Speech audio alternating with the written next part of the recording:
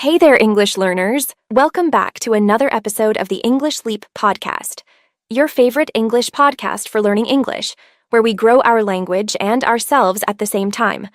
I'm Erin. And I'm Evan. Whether you're learning English, looking for motivation, or just here to hear two friends talk about real stuff, thank you for joining us. So, Evan, be honest. Have you ever had one of those days where your heart's racing, your mind's spinning, and you're panicking over, well, nothing and everything at the same time? Ugh, totally. I once got so anxious before a work presentation, I forgot the word presentation. I just stood there like, I have a thing to say. Relatable. Anxiety sneaks in, whether you're prepping for a test, speaking English with someone new, or just trying to get through the day. And that's exactly what we're diving into today. How to overcome anxiety. We've been through it, we still face it, and we're sharing practical tools that actually help. Before we jump in, don't forget to download the free PDF guide linked in the description.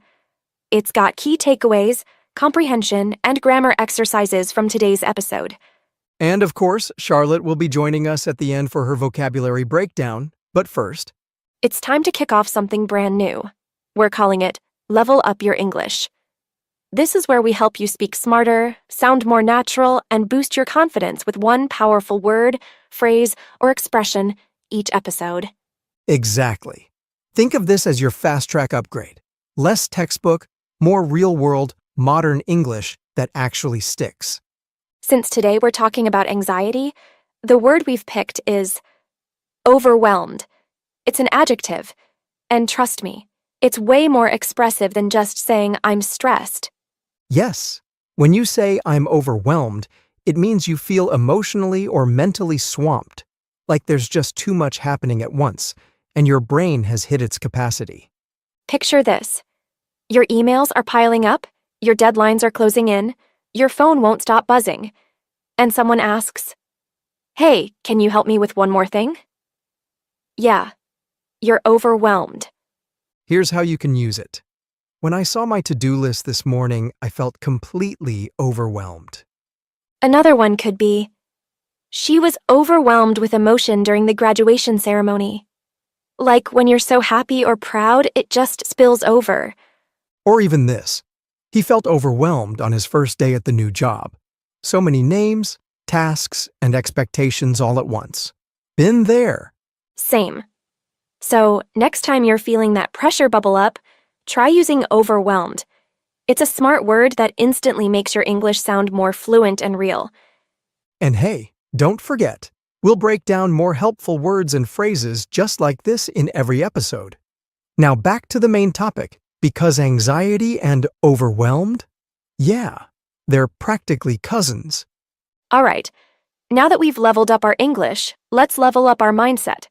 Time to talk about how to actually overcome anxiety, starting with the real stuff, no fluff. All right, let's jump in. The first step to overcoming anxiety. Acknowledge it. Don't suppress it. It sounds simple, but so many of us try to ignore anxiety or push it down, thinking we just need to get over it. Totally.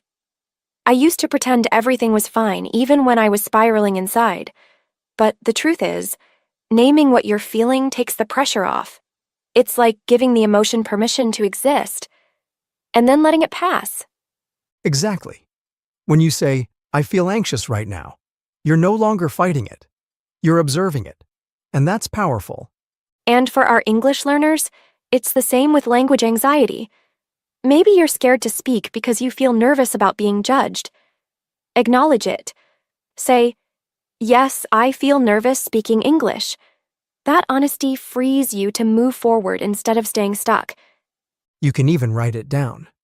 I feel anxious when I speak English because it helps you process it instead of bottling it up. Right.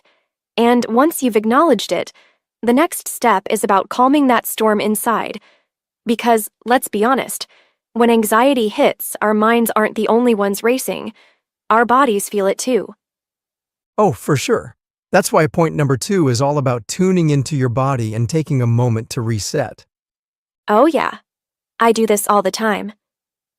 When I'm overwhelmed, I take 5 slow breaths, in through the nose, out through the mouth, and I literally feel my heart slow down.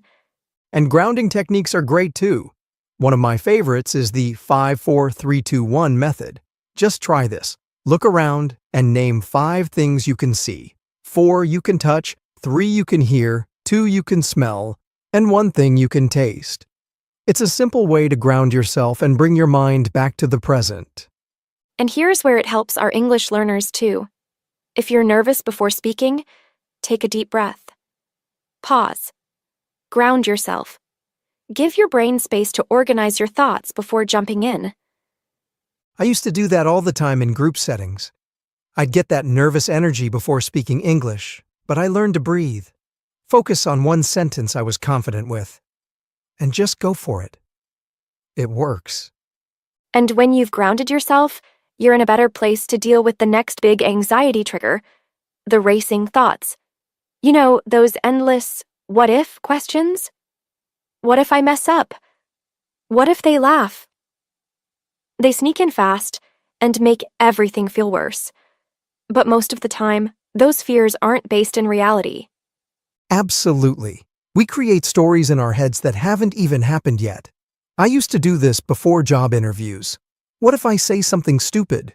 But in reality, I was prepared. I just needed to trust myself. And for English learners, this is a big one. What if I forget a word? What if they don't understand me? But instead of letting fear drive, try asking yourself, what is true right now? That's such a good mindset shift. What is true is, you've practiced, you're improving, you're showing up. And that counts for a lot more than a hypothetical mistake. Here's a tip.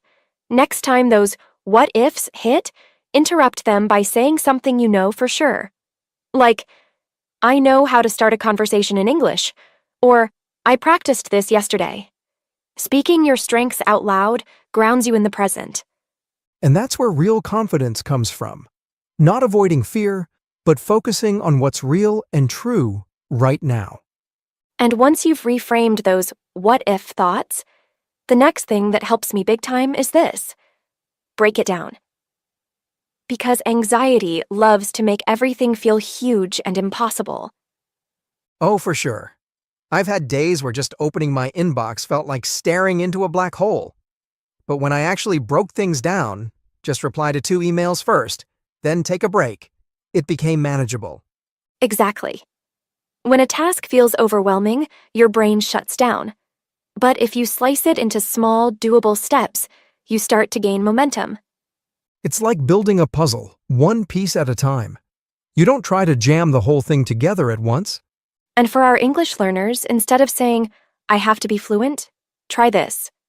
Today, I'll learn 5 new words. Or, I'll practice speaking for 10 minutes. One step. One piece. Right, because progress isn't about giant leaps. It's those little wins that really move you forward. So when everything feels overwhelming, just zoom in. What's one small thing you can do right now? Start there. And speaking of momentum, one of the easiest ways to calm anxiety is to move your body. Just getting up and doing something physical can make a big difference. I swear, a 10-minute walk has saved me from many mini meltdowns. Movement helps your body release tension, and when your body feels better, your brain follows. Same. I used to think I needed a full workout, but even stretching or dancing around in my kitchen helps. It's about shifting energy. There's actually science behind it. Movement reduces cortisol, the stress hormone. So when anxiety builds, your body's saying, hey, let's shake this off. And for English learners, if you feel stuck or nervous while studying, take a walk while listening to a podcast or review flashcards while pacing. Movement plus learning? Super combo. Totally. Sometimes clarity comes after cardio, so don't just sit with your stress, move with it. Now, this next one might surprise some people. We always hear about managing what we do, but let's talk about managing what we absorb. Point 6 is limit input, not just output. Yes, we're surrounded by information 24/7. News, social media, notifications, and we wonder why our minds feel cluttered. It's like trying to read 5 books at once while someone's shouting updates at you from the side. No wonder we're anxious. So true. When I started putting limits on scrolling and checking headlines, I noticed I felt lighter. Less noise equals more peace. And if you're an English learner, this is key. Instead of watching 5 random videos, focus on one podcast, one topic, one voice. Quality input greater than quantity. Protect your mental space like you protect your time. Set boundaries on what and who you let into your mind. Now, here's something that's helped me more times than I can count. Talk it out. Don't bottle it in. When anxiety builds up, keeping it all inside just adds pressure. Oh yeah, I used to think I had to handle everything myself. But the moment I started actually saying out loud, "I'm feeling anxious about this," to a friend or even just journaling, it was like releasing a pressure valve. Exactly. Sharing doesn't mean you're weak, it means you're human. Whether it's a friend, a mentor, or a therapist, just voicing what you're carrying can make it feel lighter. And for English learners, this is huge. If you're struggling with confidence or feeling stuck, talk to someone about it. Even practicing English with a partner or tutor can ease that anxiety. You're not alone in this. The truth is, anxiety feeds on silence. But the moment you speak up, even a little, it loses some of its power. And when you're done venting it out, one of the best ways to keep anxiety from creeping back in is this. Build a routine that supports you. Not one that drains you or adds pressure, but one that actually helps you feel calm and steady. Yes. When life feels chaotic, having a routine gives your brain something to rely on. Even small things like going to bed at the same time, having a morning walk, or setting aside 15 minutes for quiet can make a huge difference. It's kind of like giving your day a backbone. It holds you up when everything else feels shaky. And English learners, this applies to you too. Try building a small language routine. Maybe 10 minutes of vocabulary review in the morning, or listening to a short podcast while commuting. The key is consistency. You don't need a complicated schedule. Just create little anchors throughout your day that help you feel more in control and supported. Right. And speaking of feeling supported, it's time to support our English too, with Charlotte's vocabulary breakdown. Yes, she always brings the best words to the table, so get ready to level up your vocabulary in just a few minutes. Charlotte, the mic's yours. Thanks, Aaron and Evan. Hey listeners, here are 12 helpful words and phrases from today's episode. They're common in everyday English and super useful in both casual and serious conversations. Anxious. Meaning, feeling worried, nervous, or uneasy. Example, I get anxious before big meetings, even if I'm well prepared. Relatable. Meaning, easy to understand or connect with because it feels familiar. Example, her story about learning a new language was so relatable, I've felt the same way. Spillover. Meaning, to overflow or go beyond limits, especially with emotions. Example, his excitement spilled over and he started talking really fast. Acknowledge. Meaning, to admit or recognize something. Example, she acknowledged that she was feeling stressed and took a break. Pretend. Meaning, to act like something is true when it's not. Example, he pretended to be confident, but inside he was very nervous. Cluttered. Meaning, messy or filled with too many things. Example, my mind felt cluttered after checking social media for too long. Mentor.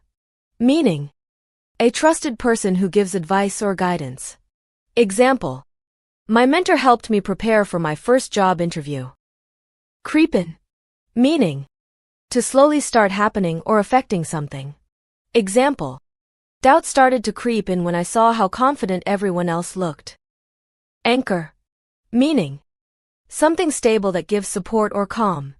Example, my morning routine became an anchor during stressful times. Spiraling. Meaning, losing control of thoughts or emotions.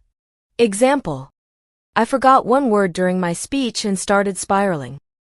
Ground yourself. Meaning: to calm yourself by focusing on the present. Example: she grounded herself by taking a few deep breaths. Vent. Meaning: to talk openly about feelings, especially frustration or stress.